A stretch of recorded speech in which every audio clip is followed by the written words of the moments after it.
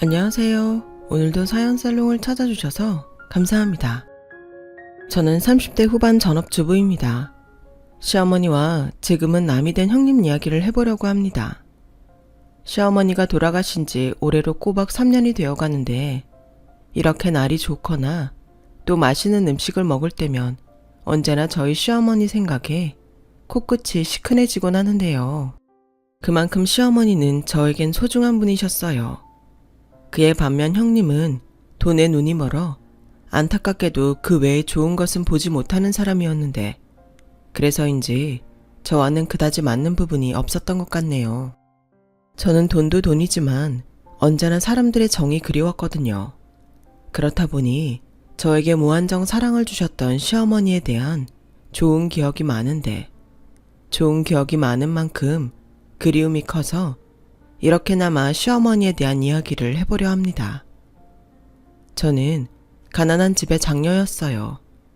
아버지가 일찍 돌아가셔서 친정엄마가 저를 포함 3남매를 홀로 키우셨기 때문이었죠. 게다가 변변한 기술이나 경력도 없던 엄마는 일자리 구하기부터가 쉽지 않았는데 새벽에 우유 배달부터 시작해 가사 도우미까지 당신이 할 수 있는 일은 닥치는 대로 하셨어요. 하지만 벌이가 그다지 좋지는 않았기에 그렇게 오래 일해도 생활은 좀처럼 나아지지 않았는데 그렇다 보니 맞이인 저는 어릴 때부터 철이 빨리 들었고 한가하게 공부나 하고 있을 바에는 동생들 돌보고 집안 살림을 도맡아서 하는 게 낫다고 생각했어요. 그럼 일하고 돌아온 엄마가 그나마 집에서는 조금이라도 빨리 쉴 수 있었으니까요. 하지만 아무리 철이 빨리 들었어도 제 또래의 평범하고 부모님의 사랑을 받는 친구들을 보면 그렇게 부러울 수가 없었는데요. 그렇게 어른이 된 저는 그때까지도 엄마와 함께 아직은 어린 동생들 뒷바라지를 하며 언젠가는 나도 남들처럼 누군가의 사랑을 받으며 행복한 가정을 꾸리고 싶다는 꿈을 키웠어요. 그러다 단골가게처럼 자주 들르던 은행에서 지금의 남편을 만나게 되었죠. 혜영씨 오셨어요. 안 그래도 이번에 조건이 좋은 적금 상품이 나와서 연락드리고 싶었는데 이번 달에 만기되는 적금 있으시잖아요. 그걸 종잣돈으로 목돈 만들 수 있는 적금인데 혜영씨 생각이 나더라고요. 정말요? 제가 오늘 은행에 오길 잘했네요. 저는 그냥 점심시간이라 지나가다가 종훈씨가 생각나서 캔커피 하나 드리려고 들렀는데 아 그래요? 마침 제가 커피가 먹고 싶던 참이었는데 우리 통했네요. 그런가요? 저는 지난번에 종훈 씨가 상담을 하도 잘해주셔서 고마웠거든요.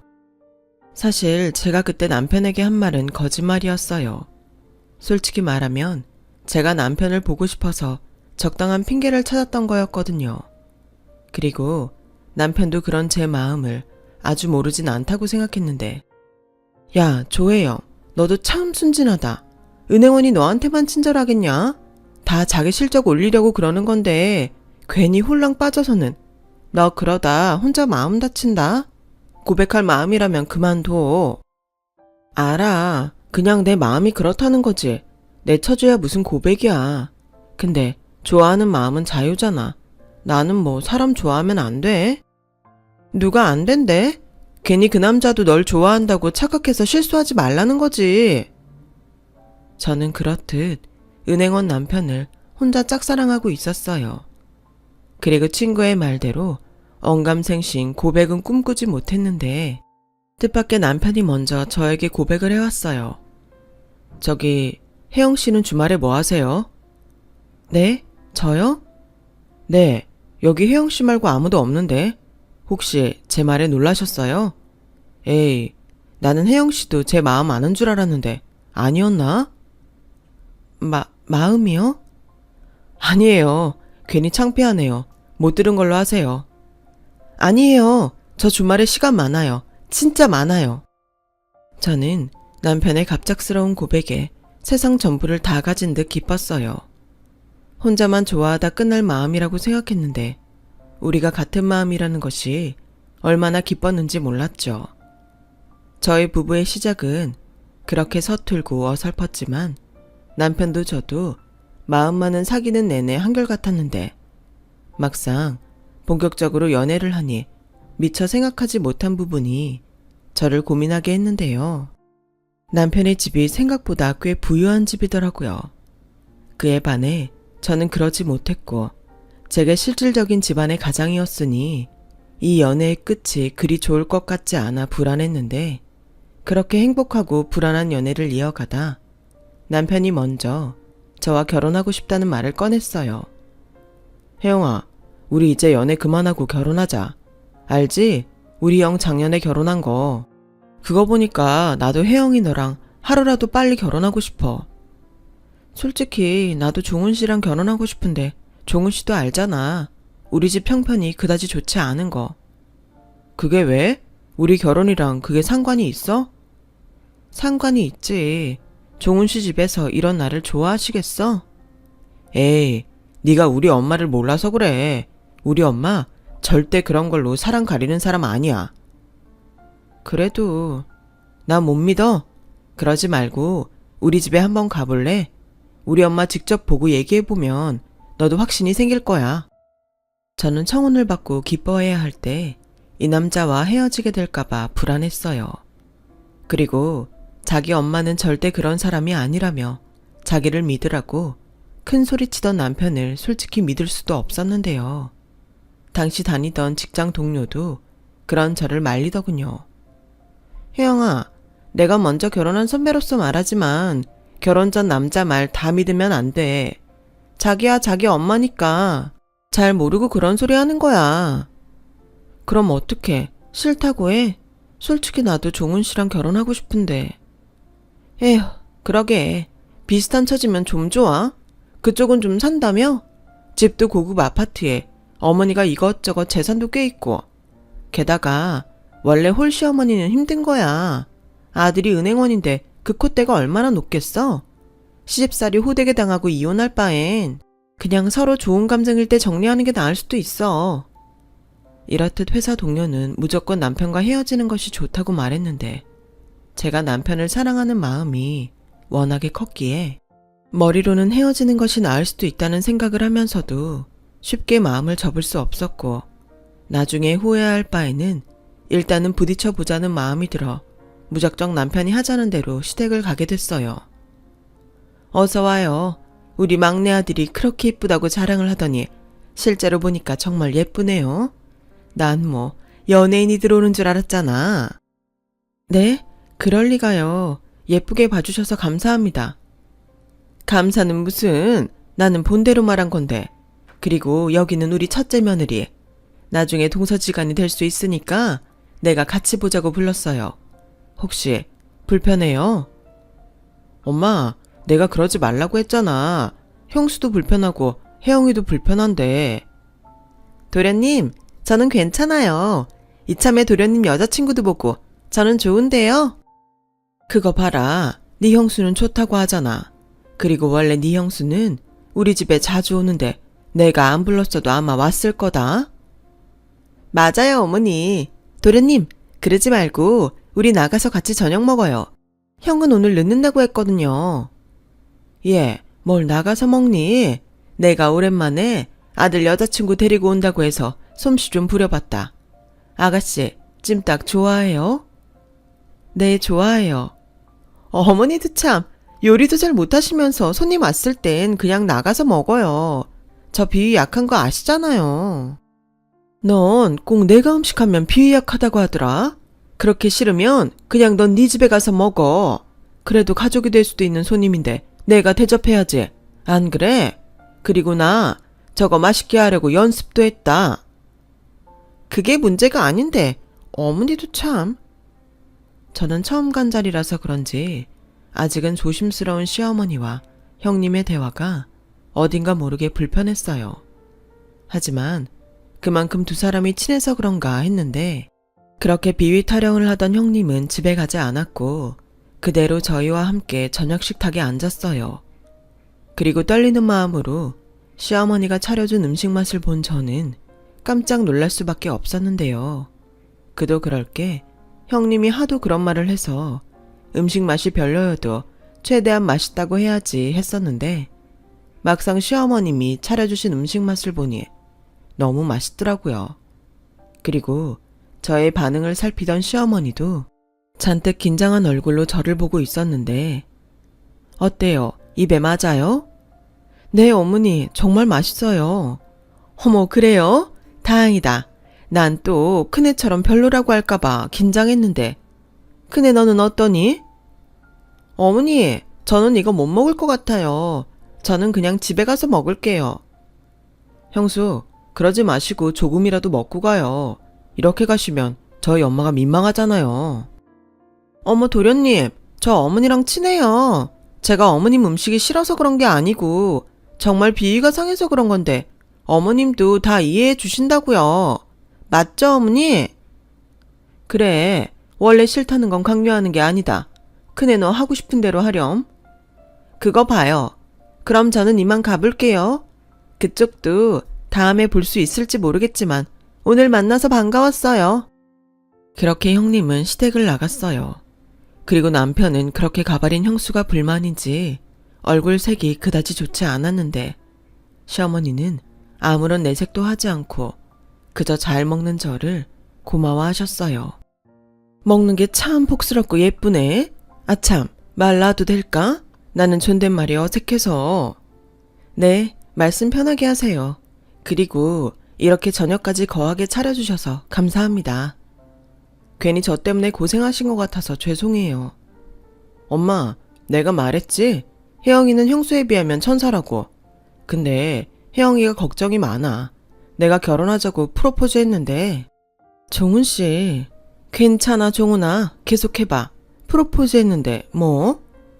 엄마가 혜영이 집안 형편 보고 싫어할까봐. 혜영이가 아직 승낙을 안 했어. 오라, 그래서 일부러 집까지 데리고 왔구나.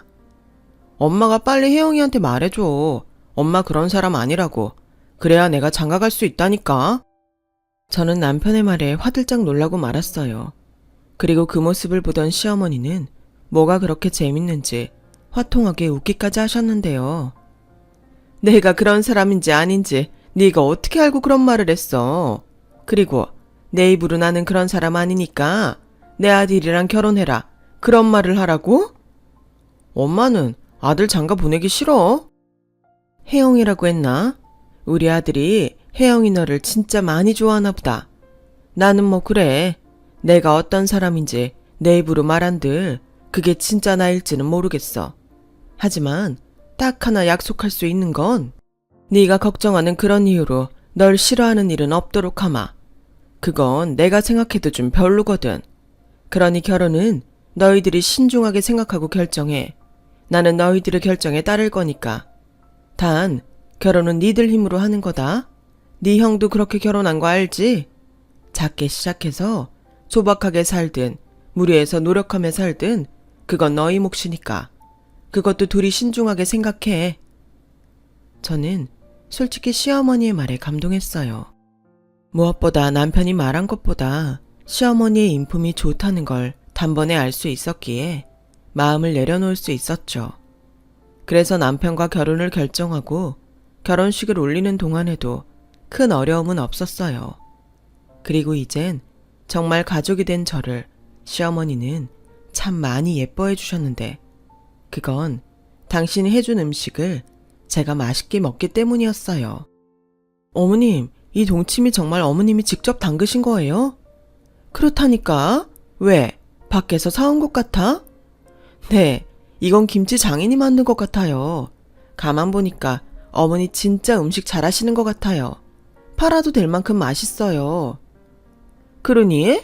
나는 하도 큰애가 내 음식이 별로라고 해서 어디 내놓기가 창피했는데 너 정말 나한테 아부 떠는 거 아니고 맛있는 거 맞지? 그럼요. 제가 어머니한테 아부 떤다고 뭐 나오나요? 그리고 진짜 맛있지 않으면 제가 밥 2공기를 먹지 않죠. 요즘 다이어트 하는 중인데. 네가 무슨 다이어트를 해? 삐쩍 말랐구만. 아니에요. 요즘 어머님이 해주는 밥 먹고 저 5kg나 쪘어요. 이러다 종훈 씨가 저 살쪘다고 싫어하면 어떡해요? 어머, 자기 와이프 살쪄서 싫다고 하는 남자가 그게 남자니? 그 새끼가 그러기만 해? 너 나한테 꼭 일러라. 아주 홍구멍을 내줄 테니까. 이렇듯 저는 시어머니와 정말 잘 지냈는데요. 그렇다 보니 자연스럽게 형님과는 보이지 않는 거리가 생겼어요. 그리고 한 번은 형님이 시어머니가 자리를 비우신 틈을 타 이런 말을 한 적도 있었어요. 동서는 가만 보면 진짜 여우야? 어쩜 그렇게 아부를 잘 떨어? 전생에 친일파였나? 아니면 조상 중에 친일파가 있어? 네? 형님, 그게 무슨 말이세요? 어머, 이 와중에 눈치도 없는 거야? 그러니까 내 말은 적당히 하라고. 동서가 아무리 아부를 떨어도 장남이 먼저고 맏며느리가 먼저야. 괜히 헛물 켜고 맘 상하지 말고 적당히 해. 막말로 동서는 나한테 잘 보여야 하는 거 아니야? 뭐가 현명한지 잘 생각해봐. 형님, 저는 형님이 지금 무슨 말씀을 하시는지 정말 모르겠어요. 그리고 저는 어머님한테 아부 떤 적 없어요. 그냥 어머님이 해준 음식이 맛있다고 한 것뿐인걸요. 바로 그거야. 난 비위가 상해서 못 먹겠던데 동서는 잘만 받아 먹더라. 그럼 같이 있는 나는 뭐가 돼? 저는 솔직히 형님이 비위가 상한다는 말도 이해가 안 가요.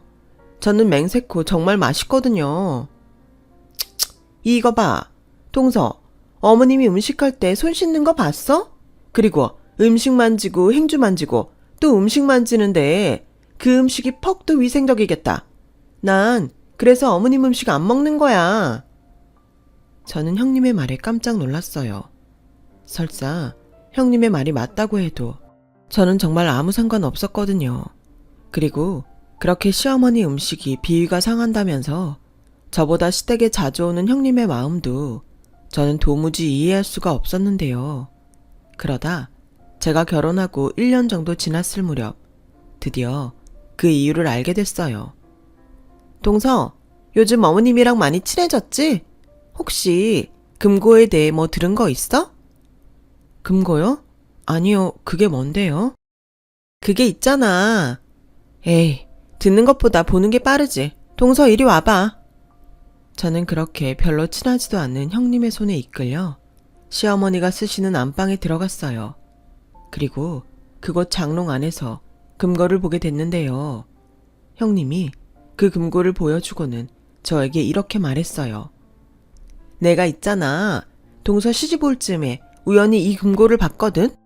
근데 여기에 금괴랑 통장이 수십 개가 있었어.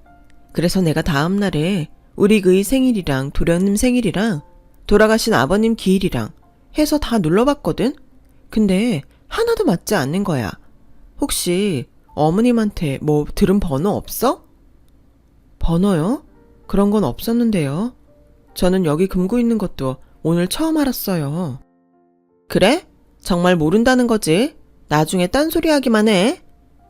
형님은 그렇게 저를 못 믿는다는 듯 한동안 미심쩍은 얼굴로 쏘아봤어요. 하지만 제가 진짜 모른다고 하니 실망한 얼굴을 하고서는 제가 묻지도 않은 금고 이야기를 하기 시작했는데요.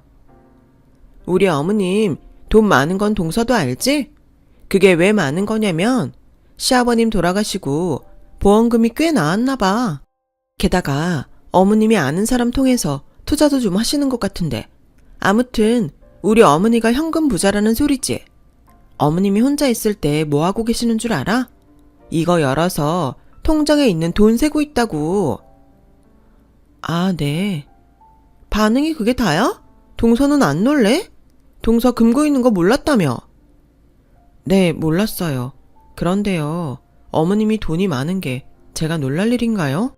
그게 제 돈도 아닌데요. 동서는 순진한 거니 아니면 순진한 척하는 거니? 됐다. 아무튼 어머님이 저렇게 돈이 많지만 어머님 돌아가시면 결국 그 돈이 누구한테 가겠어? 전부 장남인 우리 그이한테 가지 않겠어? 아, 그러겠네요. 그러니 동서는 괜히 닥쳤던 개 지붕 쳐다보지 말고 나한테 잘해. 어차피 동서가 그렇게 시어머니한테 잘 보이려고 아부를 떨어도 말로만 예뻐하시는 거지 실속은 하나도 없다고. 지금 이 금고도 그래. 나는 그래도 여기 금고가 있다는 건 알고 있었잖아. 근데 동서는 나 아니었음 이 금고 존재를 알 수나 있었을까? 이게 다 맏며느리인 나한테만 넌지시 알려주신 거야. 일부러 금고를 살짝 보여주신 거지. 여기에 금고가 있으니 내가 없거든 마진 네가 알아서 해라. 뭐 그런 거 아니겠어? 형님은 결국 저에게 그 말이 하고 싶었던 것 같았어요. 그리고 제가 금고에 대해 알지 못하고 또 금고 비밀번호를 모른다는 것도 꽤 흡족해하고 있었는데 제가 별다른 반응을 보이지 않자 쐐기라도 박듯 이런 말을 마지막에 하더라고요. 그러니 동서 지금부터라도 나한테 잘해.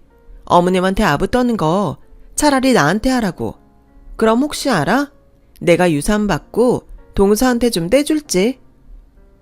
근데 형님, 자꾸 말씀 중에 어머님이 돌아가신다느니 유산 같은 말을 하시는데 그건 좀 듣기가 힘들어요. 어머님 지금 건강하신데 꼭 나쁜 마음 먹고 있는 것 같아서요. 어머, 지금 혼자서 착한 척 하는 거야? 그래, 동서는 혼자 착한 척 하다가 빈털터리로 살아. 나중에 후회하지 말라고. 저는 그날 그렇게 형님이 굳이 싫은데도 시댁에 꼬박꼬박 오는 이유를 알았어요. 그리고 그 이유를 알고부터는 형님이 더 인간적으로 별로였는데요. 더 별로인 건 저에겐 자기 속마음을 다 보이고는 뻔뻔하게 시어머니 앞에선 모르는 척 내숭을 떤다는 것이었어요. 하지만 그렇다고 한들 제가 시어머니한테 형님의 속내를 일러바칠 수는 없었죠. 괜히 저 때문에 집안 싸움이 일어나는 것도 싫었고 무엇보다 시어머님이 충격을 받을 것이 걱정되었기 때문이었어요. 그래서 오히려 제가 형님을 잘 감시해야겠다고 생각하며 시댁을 오고 갔는데 그러다 저희 친정에서 깜짝 놀랄 소식이 들려왔어요. 언니, 있잖아. 집에 큰일 났어. 왜? 무슨 일인데? 글쎄, 요 며칠 엄마가 몸이 좋지 않아서 오빠가 엄마 데리고 병원에 갔거든? 근데 검사 결과 엄마가 위암 상기래. 언니, 우리 이제 어떡해? 순간 막내 동생의 말에 저는 머릿속이 하얗게 되는 것 같았어요. 눈앞이 캄캄하고 손발이 떨리는데 아무리 말을 하려고 해도 목소리가 입 밖으로 나오지 않더군요. 또 앞서 말했듯 저희 친정은 경제적으로 여유가 없었기에 덜컥 돈 걱정이 먼저 들었는데 제가 하필이면 그때 결혼 후 회사를 그만둔 시점이라 남편한테 돈 얘기를 선뜻 하지 못했어요. 그렇다고 돈 때문에 엄마의 수술을 미룰 수는 없었기에 우선은 퇴직금과 붙고 있던 적금을 모두 해지했는데요. 남편이 은행에서 일을 하다 보니 생각보다 빨리 남편에게 적금을 깬 사실이 드러나고 말았어요. 이 바보야, 그렇다고 적금을 깨? 나한테 말을 하지. 그게 있잖아. 자기한테 친정에 돈 필요하다는 말은 정말 못하겠더라고. 그래도 내가 가진 돈으로 엄마 수술비는 어떻게 될 것 같아. 근데 문제는 다음이야. 수술만 받으면 될 줄 알았는데. 됐어. 이제 혼자 걱정하지 마. 이 다음은 내가 어떻게든 할게. 그리고 다음부터는 나한테 제일 먼저 말해. 나 자기 남편이잖아. 알겠어. 미안해. 그리고 고마워.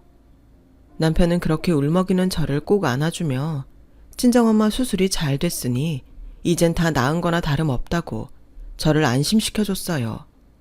그 순간 제가 결혼 하나는 잘했다는 생각이 들었는데 다음날 그날도 엄마 병실에 있던 저에게 시어머니가 전화를 하셔서는 병원 로비로 내려오라고 하셨어요.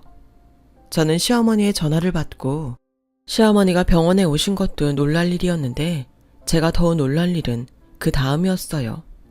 어머님, 여기 어떻게 오셨어요? 혹시 종훈 씨가 저희 엄마 얘기를 하던가요? 그래. 아니 너는 이런 큰일이 있으면 나한테 상의를 하지. 왜 혼자 끙끙 앓았니? 내가 종훈이한테 소식 듣고 얼마나 마음 아팠는지 알아? 죄송해요. 근데 그때는 정말 아무 생각도 들지 않았어요. 그래. 네 속이 얼마나 애가 탔겠니? 시간 오래 뺐지 않으마. 이거 받아라. 저는 그렇게 시어머님이 건넨 작은 쇼핑백을 아무 생각 없이 받았어요. 그리고 먹을 거라도 사오셨나? 하면서 쇼핑백 안을 열었는데 쇼핑백 가득 돈 뭉치가 들어있어서 깜짝 놀라고 말았죠. 계좌로 보내야 하는데 내가 네 계좌를 몰라서 그냥 통장에 있는 돈 다 찾아왔다. 어머니, 그래도 이건 너무 많은데요? 많긴 뭐가 많아. 너 퇴직금에 적금 다 깼다며. 네 친정엄마가 그 사실 알면 얼마나 마음 아프겠니? 그리고 수술 끝났으면 항암도 해야 하고 네 동생들 아직 어리잖아. 그럼 생활비며 학비며 돈 들어갈 일이 태산인데 그 돈이 부족하지는 않으면 다행이지. 저는 시어머니의 말씀에 왈칵 눈물이 쏟아졌어요. 항상 집안에서 문제가 생기면 저 혼자 해결해야 한다는 그런 생각을 갖고 살았는데 남편도 그렇고 시어머니가 이렇게나 저를 생각해주니 저도 모르게 눈물이 쏟아지더라고요. 그리고 한동안은 그칠 수가 없었는데 그때 시어머니가 저를 꼭 안아주며 이렇게 말씀하셨어요. 많이 놀랐지? 엄마 수술 잘 됐으니까 금방 완치되실 거야. 지금은 울고 이따가 엄마랑 동생들 앞에서는 씩씩하게 굴어. 네가 맞이인데 든든하게 버텨야지. 근데 혜영아, 잊지는 마라. 네 뒤엔 종훈이도 있고 나도 있어. 그러니까 혼자 끙끙거리지 말고 언제든지 의지해. 며느리도 자식인데 네가 그러면 내 속은 어떻겠니? 언니, 정말 감사해요. 뭐라고 드릴 말씀이 없어요. 감사는 무슨? 가족끼리. 그리고 너 나랑 약속 하나 하자. 나한테 돈 받았다는 얘기 아무한테도 하지 마라. 종훈이한테도 하지 마. 이건 그냥 너랑 나랑 둘만 아는 비밀로 하자. 내 말 무슨 뜻인지 알겠지? 네? 그래도 어떻게 그래요. 이렇게나 많이 받았는데. 얘 좀 봐. 이러니 아직 네가 철이 없다는 거야. 이 돈 받았다고 종훈이한테 얘기하면 종훈이는 나한테 미안할 거고, 그리고 네가 네 엄마한테 말하면 사돈은 또 얼마나 마음이 불편하시겠냐. 환자는 마음이 첫째로 중요한데 불편한 마음으로 무슨 치료를 받아. 그리고 가장 중요한 사람, 이거 네 형님이 알면 안 된다. 알겠지? 시어머니는 그렇게 신신당부를 하고 병원을 나가셨어요. 병문안은 저희 엄마가 많이 호전되면 서로 웃는 얼굴로 하고 싶다고 하셨는데 태어나 처음으로 나도 누군가의 그늘 밑에 있다는 생각이 들었어요. 따뜻하고 든든한 시어머님의 그늘이었죠. 그리고 시어머님이 주고 가신 쇼핑백에는 아마도 은행 직원이 넣어뒀을 것 같은 어머님의 통장이 들어있었는데 순간 형님에게 들었던 금고 이야기가 떠올랐어요. 어쩌면 이 통장이 그 금고에 있던 통장 중 하나였던 것이 아닐까 하는 생각이 머릿속을 스쳐 지나갔죠. 그래서인지 시어머니가 왜 그리도 형님이 알면 안 된다고 신신당부를 하셨는지 알 것 같은 기분이 들었는데 지금 생각하면 아마도 시어머니는 진작부터 형님의 본심을 알고 계셨던 것이 아니었나 싶네요. 아무튼 그렇게 시어머님이 주신 돈으로 저는 돈 걱정 없이 친정엄마의 병관호를 할 수 있었고 다행히 수술과 항암의 효과가 좋아서 저희 엄마는 상기라는 것이 거짓말처럼 빠른 회복을 보이셨는데요. 그렇게 한 고비를 넘긴 저는 받은 은혜가 컸기에 시어머니에게 더욱 잘하게 됐고 형님은 그런 저를 더욱 시기 질투하게 됐는데 급기야 제가 금고 안의 재산을 노리고 시어머니에게 접근한다고 생각했는지 어느 순간부터는 저를 경계하기 시작하더군요. 하지만 형님은 모르셨을 거예요. 저는 그런 형님을 보고 있으면 안타까운 생각이 제일 먼저 들었다는 것을요. 이렇게 좋은 시어머니를 알아보지 못하고 돈에만 눈이 어두워 스스로 저렇게 힘들게 살까? 짠하기까지 했으니까요. 하지만 형님은 오히려 저에게 넌지시 그래, 그렇게 아부 떨어서 금고 비밀번호 힌트라도 알았어? 라며 오직 금고 생각밖에는 없었는데 저는 형님이 그럴 때마다 형님이 듣고 안심할 이야기만 했어요. 사실 시어머니한테 받은 것이 있기에 형님이 그럴 때마다 좀 찔리긴 했거든요. 그런데 형님은 무슨 생각인지 제 앞에서 늘 시어머니 흉을 받고 한 번은 동서, 우리 어머님이 어떤 분인지 알기나 해? 겉으로는 허허하하 하면서 웃고 넘기지만 속에는 구렁이가 몇백 마리는 있는 양반이야. 금고도 봐. 요즘 누가 재벌도 아니면서 집에 금고를 두냐? 살면 얼마나 더 사신다고. 그냥 마음 편하게 있는 거 자식한테 다 주시지. 가만 보면 욕심이 가득하다니까. 라는 말을 하는데 솔직히 그때는 형님이 무섭기까지 했어요. 그때가 친정엄마가 위암 선고를 받고 제가 많이 놀랐던 때라 더욱 그랬는데 저는 그럴 때마다 형님에게 정색하며 이렇게 말했죠. 형님, 저는 어머님 재산에 1도 욕심이 없어요. 그러니까 제발 부탁인데 제 앞에서는 어머님 얘기 그렇게 하지 않으셨으면 좋겠어요. 어머 별꼴이야. 누가 보면 동서가 여기 딸인 줄 알겠다. 아니 며느리들끼리 시어머니 욕도 못해? 나 원참 동서 앞에서 무슨 말을 못하겠다. 동서 나중에 후회하지 마. 오늘 이 행동 나 절대 잊지 않을 거니까. 그리고 분명히 말했다. 동서 어머님 재산 1도 욕심 없다고. 그렇게 형님은 제 말에 안도가 됐는지 그 뒤부터는 저에게 시어머니나 금고 얘기는 일절하지 않았어요. 하지만 지금 생각하면 시어머니는 이 모든 걸 다 알고 계셨던지 어느 순간부터 저를 밖에서 보자고 한 날이 많았고 때론 저희 집까지 오셔서 아무렇지 않게 의문의 쇼핑백을 툭툭 건네곤 하셨는데요. 그걸 열어보면 여지없이 돈이나 금 같은 것들이 들어있었어요. 어머니, 이게 뭐예요? 그리고 왜 자꾸 이런 걸 주세요? 저 부담스러워서 싫어요. 부담은 무슨, 엄마가 자식한테 용돈 주는 건데. 무슨 용돈을 이렇게 많이 주시는데요. 저는 싫어요. 안 받을래요. 전에 받은 것도 너무 많았는데 이러시면 저 염치 없는 며느리 만드시는 거예요.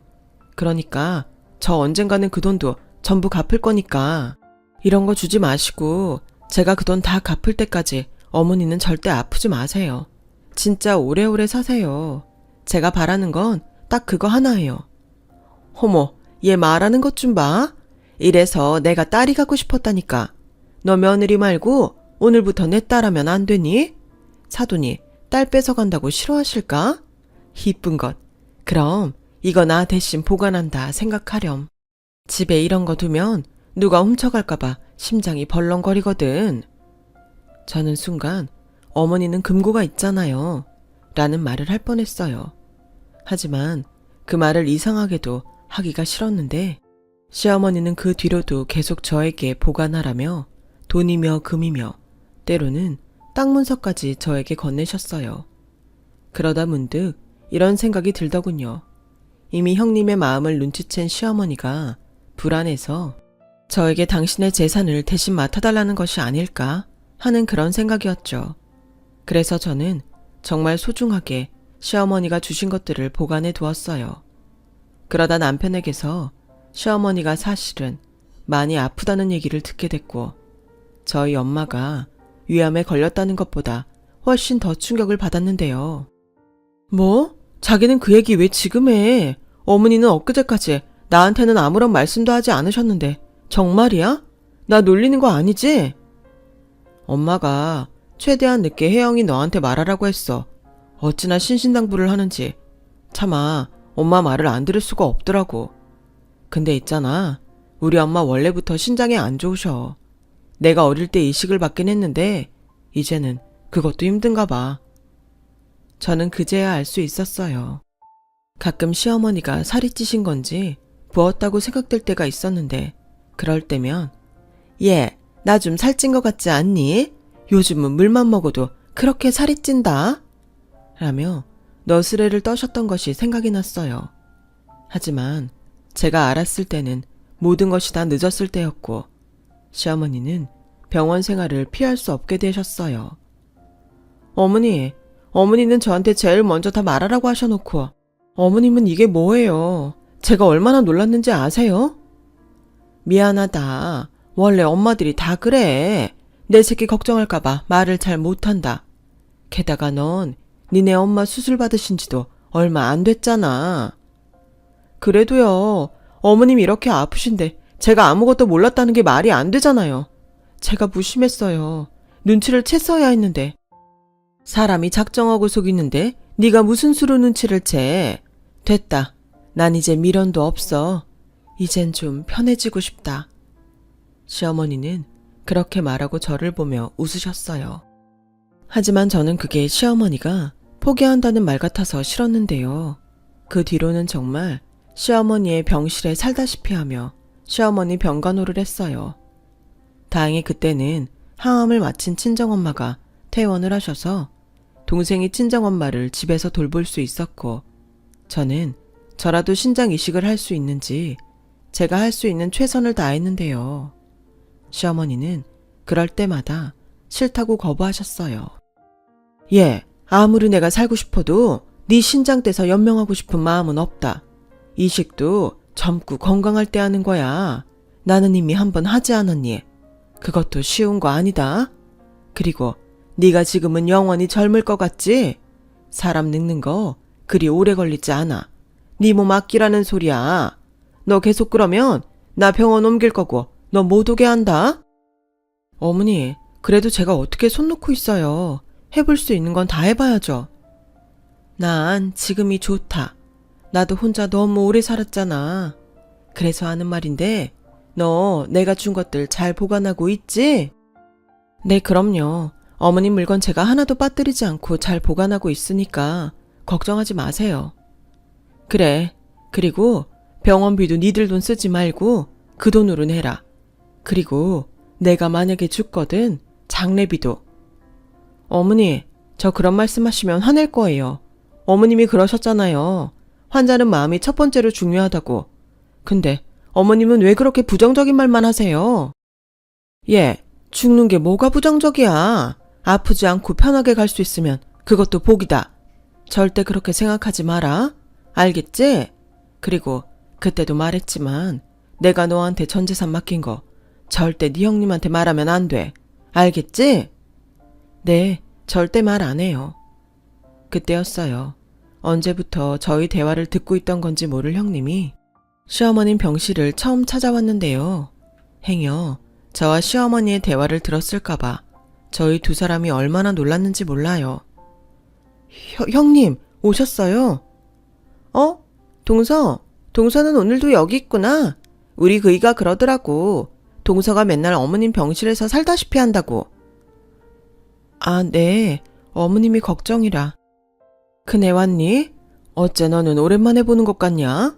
왜? 나 얼마나 사나 궁금해서 왔냐? 어머, 어머니. 무슨 말을 그렇게 서운하게 하세요. 제가 요즘 많이 바빠서 미처 못 온 거예요. 동서가 매일 있다고 하니까 안심도 됐고요.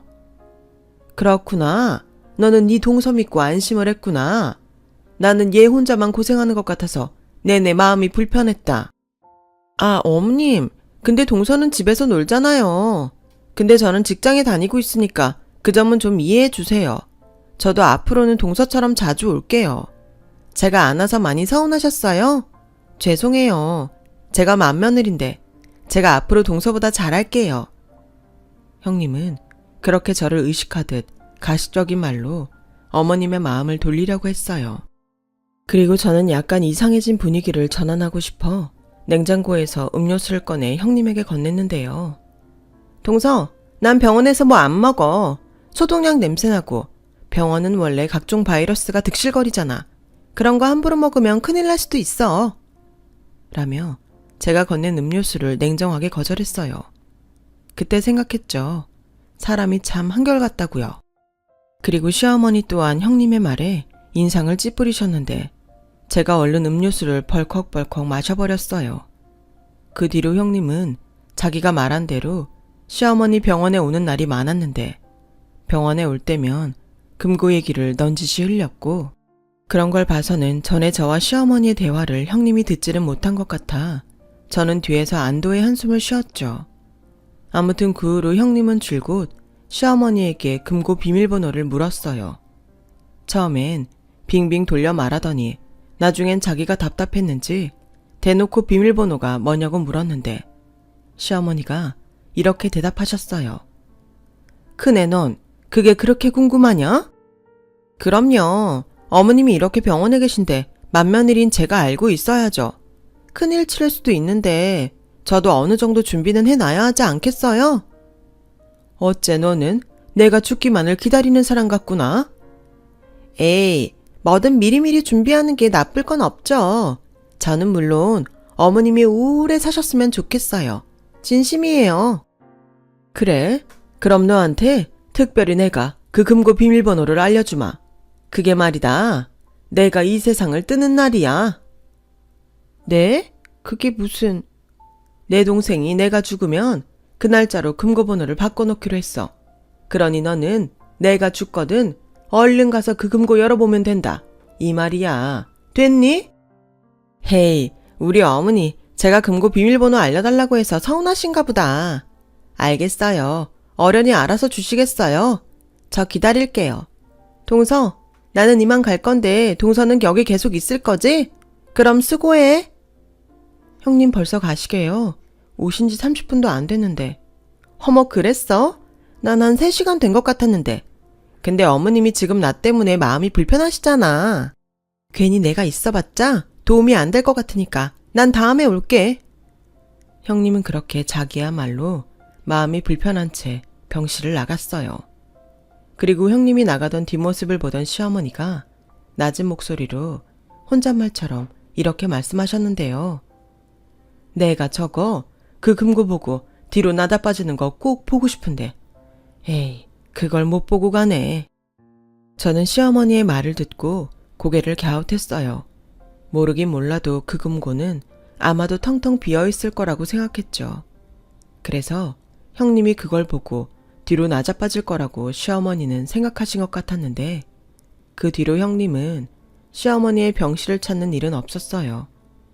그렇게 8개월 정도의 시간이 흘렀어요. 언제나 병실에서도 유쾌한 모습을 잃지 않았던 시어머니는 한순간 건강이 나빠지더니 돌이킬 수 없게 되었고 그렇게 안타깝게 돌아가셨는데요. 그리 긴 시간을 함께하지 못했지만 저는 한없이 저에게 따뜻하고 많은 것을 베풀어준 시어머니가 떠나셔서 심한 우울증을 앓게 되었어요. 하지만 그런 저와 다르게 시어머니가 돌아가시던 날 금고문을 열어본 형님은 시어머니 말처럼 나자빠지고 말았다는데요. 텅텅 비어있다고 생각한 금고에는 가족들 앨범만이 덩그러니 있었다고 하더군요. 이 망할 할망구? 날 가지고 놀았어? 여기 있던 통장이랑 금괴 다 어디 갔는데? 혹시 요망한 동서가 벌써 빼돌린 거 아니야? 그렇게 길길이 날뛰던 형님은 슬픔에 잠겨 우울증으로 매일 울고 있던 저를 찾아와 어머님 재산이 다 어디 갔냐고 따지듯 물었고 저는 시어머니의 당부대로 아무것도 모른다고 잡아댔죠. 그 뒤 형님의 행동이 정말 가관도 아니었어요. 그렇게 돈 많은 척 쇼를 하더니 결국 다 뻥이었어? 앨범? 앨범이 뭐가 소중하다고 금고에 비밀번호까지 잠가놔? 사람 놀리는 것도 아니고 내가 비밀번호가 자기 죽는 날이라고 할 때부터 이상하다고 생각했다고. 설마 당신은 미리부터 알고 있었던 거 아니야? 당신 지금 뭐라고 하는 거야? 난 엄마한테 그런 금고가 있다는 것도 몰랐어. 그리고 그러거나 말거나 엄마 돌아가신 지 얼마나 됐다고 이 난리야? 당신이 그러고도 맏며느리야? 맏며느리 좋아하네. 이런 빈털터리지 맏며느리 줘도 안 갖는다. 됐고 어머니 아파트라도 팔아서 우리가 챙겨. 당신이 장남이잖아. 그럼 그 정도는 챙겨도 되는 거 아니야? 당신 그것밖에 안 되는 사람이었어? 그럼 그동안 우리 엄마한테 잘하려고 했던 것도 다 꿍꿍이가 있어서였네? 그래, 막말로 받을 건 받아야지. 당신 어머니 우리 결혼할 때 땡전 한 푼 보탠 것도 없으시잖아. 그리고 당신이 형제가 없는 것도 아니고 저 여우 같은 동서가 어머님 옆에 착 달라붙어서 갖은 아양을 떠는데 내가 어떻게 가만히 있냐? 그때였어요. 원래 화도 잘 내지 않는 아주버님이 지갑에서 자기가 갖고 있던 돈을 모두 형님 얼굴에 던져버렸는데요. 그러고는 무서운 얼굴로 이렇게 말씀하셨어요. 네가 좋아하는 돈 가지고 내 눈앞에서 꺼져. 내가 지금껏 너 같은 미친년이랑 살았다는 게 소름 끼친다. 이혼해. 이혼? 그래, 이혼해. 그럼 아파트 팔아서 나 위자료 주고 이혼해. 그럼 되잖아. 나도 뭐 하나 건질 건 있어야지. 형수, 진짜 너무한 거 아니에요? 형수가 막말로 우리 엄마한테 뭘 해줬어요? 우리 엄마 비위 한번 맞춰본 적 있냐고요? 도련님, 그렇게 말씀하시는 거 아니죠? 아, 됐어요. 저는 저 챙길 거 챙기면 이 집하고도 아무 상관없는 사람이니까 다들 그렇게 하시죠? 저는 이 판국에 마치 자기가 받을 거 받는다는 듯 말하는 형님을 도저히 용서할 수 없었어요. 주방에서 물을 한 바가지 떠서 형님 얼굴에 부어버렸는데요. 동서! 이혼할 마당에 무슨 동서? 야, 넌 평생 안 늙냐? 결국 너도 네가 좋아하는 돈 때문에 비참하게 갈 거야. 내가 장담해. 뭐야, 너 지금 나한테 악담하냐? 너 우울증도 다 뻥이지? 어디서 쇼를 해? 막말로 친엄마도 아닌데 가증스럽다니까? 결국 저와 형님은 육탄전까지 벌이고 말았어요. 그리고 제 손엔 형님의 머리카락이 한 움큼 쥐어져 있었는데 그날 이후 보다 못한 아주버님이 정식으로 이혼 소송을 내셨고 그렇게 형님은 땡전 한 푼 건지지 못하고 그대로 쫓겨나게 되었답니다. 저는 이런 일은 어디 드라마에서나 있는 건 줄 알았어요. 그런데 이렇게 가까이 이런 기막힌 일을 겪다 보니 아니 벙벙하기만 했는데요. 그러다 시어머니가 왜 그렇게 저에게 자신의 것을 보관하라며 줬는지 알 수가 있겠더라고요. 그리고 저는 아주버님과 남편에게 시어머니가 맡겨둔 재산이 있다며 두 사람에게 금괴와 통장, 돈 땅 문서를 내주었고 시어머니와 있었던 비밀까지 모두 털어놓았어요. 그러자 아주버님이 먼저 눈물을 흘리셨어요. 살아계셨을 때 제대로 효도를 다 하지 못한 죄가 크다면서요. 그리고는 그 재산도 모두 필요 없다고 저에게 계속 보관하면 좋겠다고 하셨는데 저는 그럼 보관만 하겠다고 지금까지도 그 돈을 고스란히 금고에 두고 있네요. 그리고 이혼한 형님의 소식을 아주버님을 통해 최근에 듣게 됐는데 정말 기가 막히게도 형님은 아주버님과 이혼 후 3개월도 되지 않아 재혼을 했고 그 집에서도 돈 타령을 하다가 버려지다시피 또 이혼을 당했다고 하더라고요. 그러면서 이젠 자기는 돈 같은 건 필요 없다며 아주버님에게 자기를 다시 받아달라고 그렇게 애원을 했다고 하는데 이미 형님에게 학을 뗀 아주버님은 그런 형님을 단칼에 거절했고 거지 적선하는 셈 치고 10만 원을 바닥에 던져줬다고 하더군요. 형님도 자존심이 상했는지 눈물만 뚝뚝 흘리더니 끝내 그 돈을 주어선 도망치듯 돌아갔다고 하더군요. 그렇게 좋은 마음으로 아주버님과 살았으면 얼마나 좋았을까요? 이게 다 분에 넘치는 그 욕심 때문인걸. 이제는 형님이 아셨으면 좋겠네요. 그리고요, 시어머님의 재산을 다시 금고에 보관하면서 그곳에 놓아둔 앨범을 보게 된 저는 이런 생각을 했는데요. 어쩌면 시어머님한테 진짜 보물은 돈이 아니라 정말로 이 추억이 가득한 앨범이 아니었나 싶어요. 분명히 시어머님은 그걸 저희에게 알려주고 싶어 이 앨범을 금고 안에 두지 않았나? 저 혼자 시어머님의 의중을 헤아려 봅니다. 그래도 자식이 부모의 마음을 모두 알 수 없다고 저희 시어머님은 마지막 가시는 길 어떤 마음이셨을까요? 부디 걱정되고 안타까운 그런 마음이 아닌 당신 말대로 편안하고 좋은 마음으로 그리워하던 시아버님 곁으로 가셨길 간절히 바랄 뿐이에요. 시어머님은 아셨을까요? 제가 그토록 바랬던 것들을 시어머니가 저에게 모두 주셨다는 걸요. 저는 앞으로 어머님의 뒤를 이어 저희 집안의 좋은 어른이 될 수 있도록 노력하며 살아갈 거예요. 그러기엔 아직은 많이 부족한 저겠지만 하늘의 어머님이 때론 따뜻한 햇볕으로 때론 시원한 바람으로 저와 함께 계실 거라 믿으며 저의 이야기를 마치겠습니다. 오늘따라 유난히 어머님이 저에게 처음 만들어주신 찜닭이 먹고 싶은 그런 날이네요. 지금까지 저의 이야기 들어주셔서 대단히 고맙습니다. 건강하시고 행복한 하루 되세요. 여러분, 사연 댓글에 응원과 현명한 조언 부탁드려요. 좋아요와 구독은 저에게 큰 힘이 됩니다. 오늘도 좋은 일 가득하세요.